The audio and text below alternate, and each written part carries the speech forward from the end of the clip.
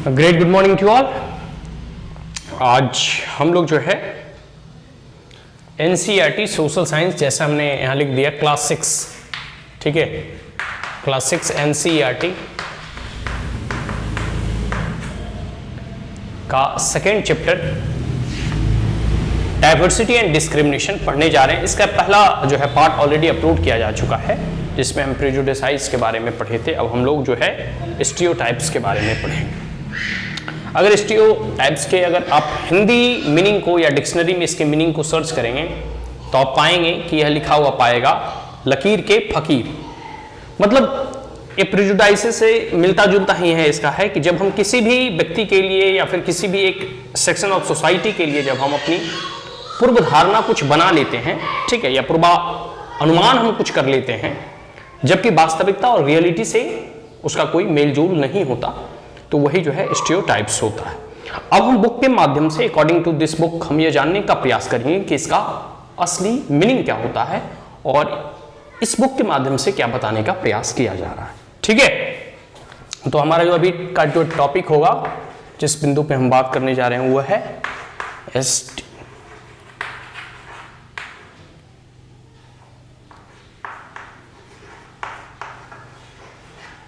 Stereotypes, ठीक है। इसके हिंदी लकीर के फकीर। चलिए अब हम बुक के माध्यम से पढ़ते हैं लाइन बाय लाइन।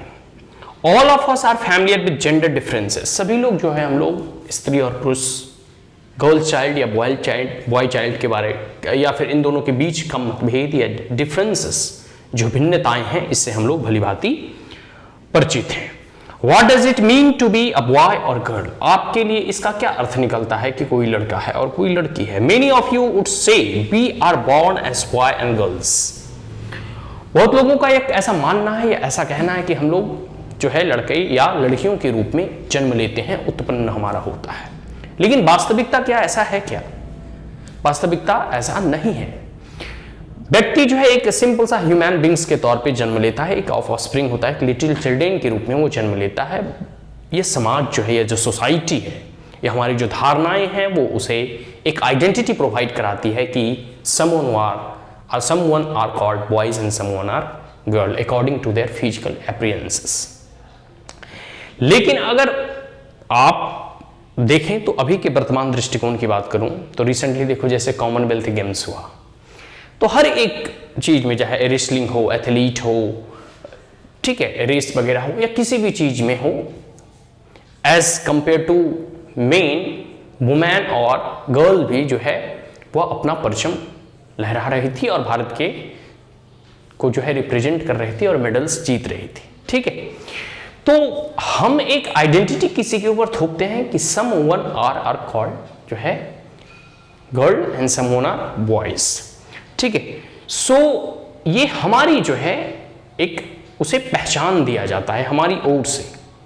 उसकी पहचान बस एक ह्यूमन बीइंग की है और उसके बाद होता है कि हम उसे जो है, आगे हम बुक में पढ़ेंगे कि उसे जो है हम एक पार्टिकुलर ड्रेस की तरह, मतलब कहते हैं कि तुम इस प्रकार के ड्रेस को पहनो, फिर हम दूसरे को कहते हैं, बॉयज़ को कहते हैं तुम इस प्रकार के ड्रेस को पहनो, फिर उसके खान पान हो गए, बोलचाल की भाषा हो गई, बिहेवियर हो गई, बहुत सारी चीजें जो है हम उसे सिखाते हैं, ठीक है, ताकि वो अपने जीवन में उसका अनुकरण करे। और फिर उसी प्रकार जो है, जैसे जैसे हम उसको शिक्षा दीक्षा देते हैं, ठीक उसी प्रकार उसका जो है व्यक्तित्व का निर्माण होता है।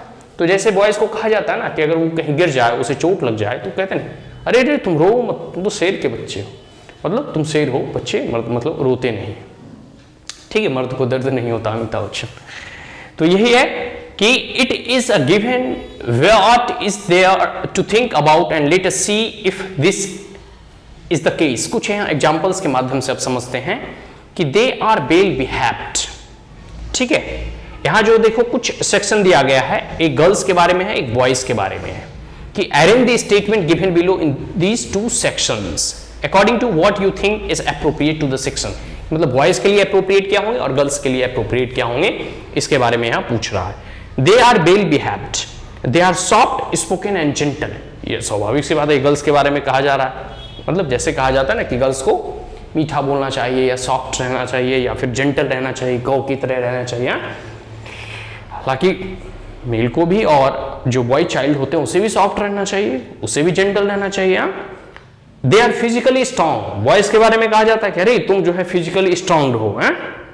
दे आर नॉटी, आगे है they are the good at dance and painting, generally girls are good at dance and painting, but some boys also dance and they also have the quality of art and painting. They don't cry, boys के बारे में कहा जाता है अरे रे रे रे तुम मर्द हो, तुम रोते क्यों हो। फिर आगे है what, they are rowdy, rowdy मतलब होता है उपद्रवी। They are good at sport, they are good at cooking, अक्सर जो है गर्ल्स चाइल्ड को कहा जाता है कि तुम खाना वाना बनाने में अच्छा रह लो, ठीक है, मतलब खाना बनाना जो है सारी चीजें सीख लो ताकि आगे तुम्हें काम आए, क्योंकि उन्हें यह नहीं लगता है कि आने वाली जो बेटियां हैं वो भी कोई अच्छी सर्विस में जाएगी या फिर अच्छी जगह पहुंचेगी या फिर कह सकते हो कि अच्छे स्पोर्ट्स में पार्टिसिपेट करेगी या देश के लिए मेडल्स लाएगी। दे आर इमोशनल, ऐसे गर्ल चाइल्ड के बारे में कहा जाता है ना कि they unable to take the strong decision because they are emotionally very weak, ठीक है, बट गर्ल्स चाइल्ड भी आजकल IAS ऑफिसर्स वगैरह बनती हैं, तो they are able to take very tough and hard decision as well as control the district administration, ठीक है। तो if we take the statement they don't cry, you will see that this is the quality that is generally associated with the boys and men. जब कहा जाता है कि तुम रो मत, मैंने पहले बताया कि मर्द को दर्द नहीं होता, तो ये स्पेशली या बॉयज को इंडिकेट किया जाता है या मेन को इंडिकेट किया जाता है कि जो मेन हुड है वो उसे दिखना चाहिए, मर्दानगी दिखनी चाहिए और उसे रोना नहीं चाहिए, यही बताया जा रहा है। आगे एज बेबीज और children when boys fall and hurt themselves their parent and their family member often console, console मतलब संतावना देना, by saying don't cry you are boy. जब भी कोई बच्चा, अगर वो मेल चाइल्ड हो, अगर वो कहीं गिर जाता है, उसे ठेस लग जाती है, तो वो अगर रोने लगता है तो उसे माँ बाप कहते हैं अरे रे रे तुम लड़के हो, लड़के रोया नहीं करते, ठीक है। Boys are brave they don't cry, वो बहुत ही साहसी होते हैं, बहादुर होते हैं, वो आंसू नहीं बहाया करते, मतलब वो पत्थर दिल इंसान होते हैं, यही कहना चाहते हैं ना, मतलब। तो इस प्रकार की आइडेंटिटी जब हम किसी बॉय को देते हैं तो फिर लगता है नहीं नहीं हम तो लड़के हैं भाई, हमें रोना नहीं है। आगे as children grow up they start believing that boys don't cry, that even if the boy feel like crying he stop himself from doing so. और अगर कोई बच्चा ऐसा होता है जो रोना भी चाह रहा हो जब वो बड़े होते हैं तब, ठीक है, क्योंकि पीड़ा में, दुख में, ठीक है, कोई भी ऐसे रुकने जैसे स्थिति आ जाए तो आंसू तो सब कोई के निकल जाते हैं, तो उस वक्त वो अपने आप को रोकता है कि नहीं नहीं नहीं we are men so we do not have cry.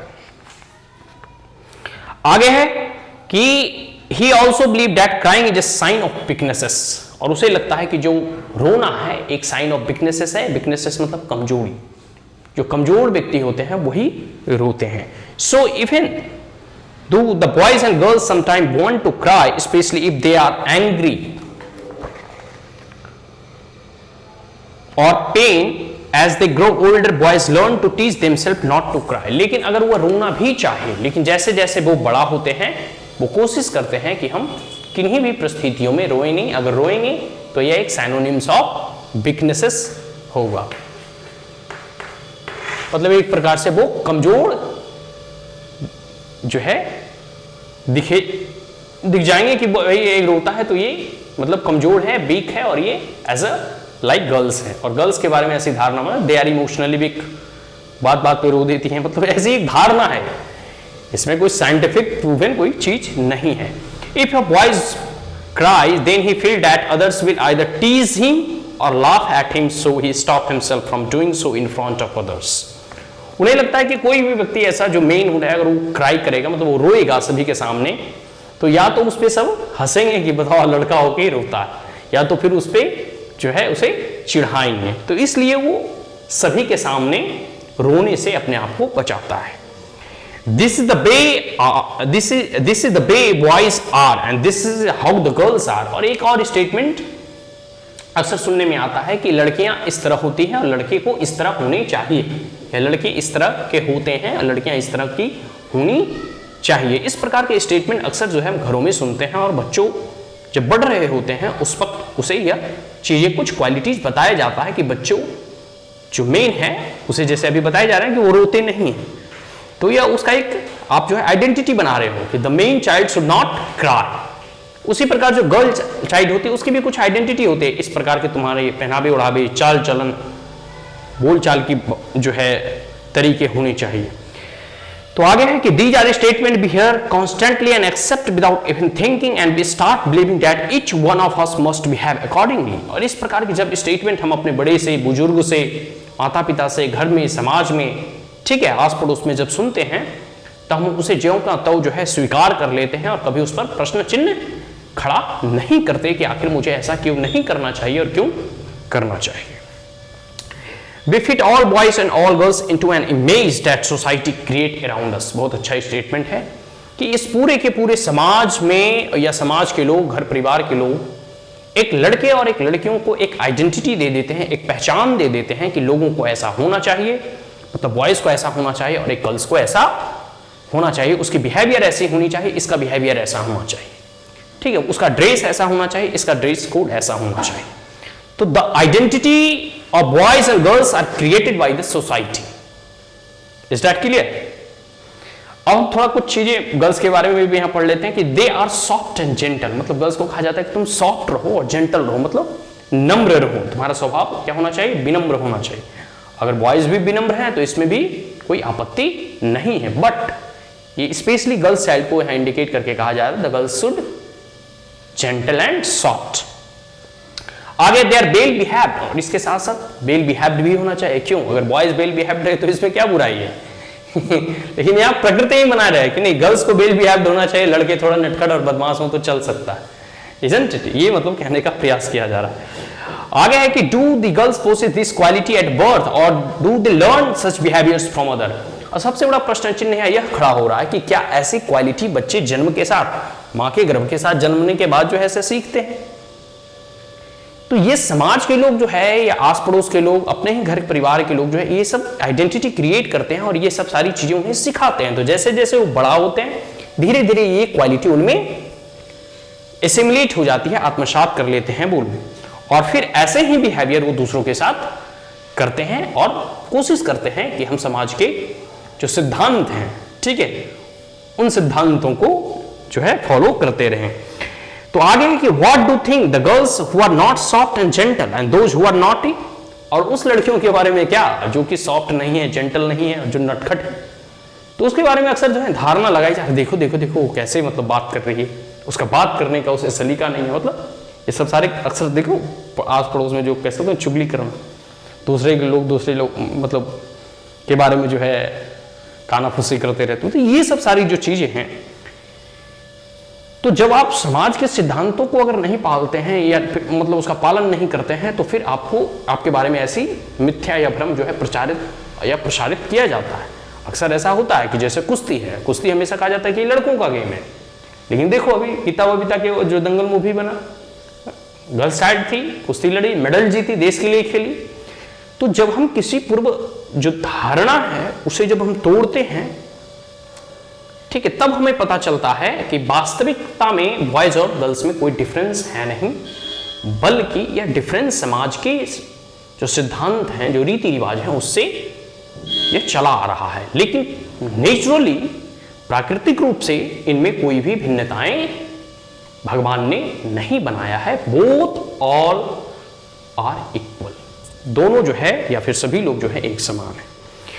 अब यहां बात कर लेते हैं when we fix people into one image we create stereotype. जब हम किसी भी व्यक्ति को या किसी भी समाज को या किसी भी सेक्शन ऑफ द सोसाइटी को किसी एक इमेज में क्रिएट कर लेते हैं, मतलब उसके बारे में कोई इमेज बना देते हैं, कोई पिक्चर बना देते हैं कि फलना होगा तो फलने लोग ऐसे ही होंगे, उस समाज के लोग होंगे तो वो ऐसे ही होंगे। मतलब कभी कभी पता है ना कि पिछले वीडियो में हम लोगों ने गांव के बारे में पढ़ा था, शहरों के बारे में। अरे गांव के बारे में मतलब शहर के लोग जो हैं बहुत ही भाग दौड़ करते रहते हैं, हमेशा जो है एकदम हाई लाइफ स्टाइल जीते हैं। गांव के बारे में अरे वो लोग आलसी होते हैं, वो लोग खेती बाड़ी करते हैं, स्वच्छ कपड़ा नहीं पहनते, हम लोग ने पढ़ा था पिछली क्लास में। तो ये सारी चीजें हैं कि जब भी हम किसी भी व्यक्तियों, समाज के लोगों या किसी भी दूसरे के प्रति, जैसे गर्ल्स और बॉयज के प्रति कोई एक ऐसा अपने दिमाग में इमेज क्रिएट कर लेते हैं, उसी को स्टीरियोटाइप्स कहते हैं, ठीक है। When people say that those who belong to a particular country, religion, sex, race or economic background are stingy, lazy criminals and jerk, they are using stereotypes. कहने का मतलब है कि जब हम ऐसी पूर्व धारणा कर लेते हैं कि अगर वह उस देश से आता होगा, उस समाज से आता होगा या उस कॉलोनी से आता होगा तो वह चोर ही होगा, ठीक है। ऐसी पूर्व धारणाएं जब बनाते हैं, ठीक है, या उस धर्म से लोग आते होंगे तो वो ऐसा ही होंगे, ठीक है।